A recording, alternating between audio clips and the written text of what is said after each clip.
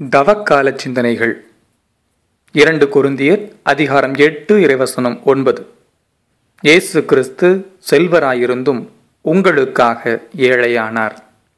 இந்த வார்த்தைகளைத்தான் 2014ஆம் ஆண்டு தவக்காலத்திற்கான மைய கருத்தாக நம் திருத்தந்தை பிரான்சிஸ் கொடுத்திருக்கிறார். இயேசு கிறிஸ்துவின் ஏழ்மை.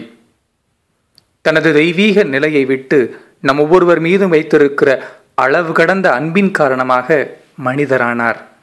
பாவம் தவிர அனைத்திலும் அவர் நம்மைப் போலவே இருந்தார். அவரிடமிருக்கிற நல்ல பண்புகளை கற்று நாம் மனித வாழ்விலே மிளிர்கிற போது நாம் இயேசு கிறிஸ்து எதிர்பார்த்த செல்வர்களாய் மாறுகிறோம். இந்த தவக்காலத்திலே 40 படிகளை எடுத்து வைப்போம்.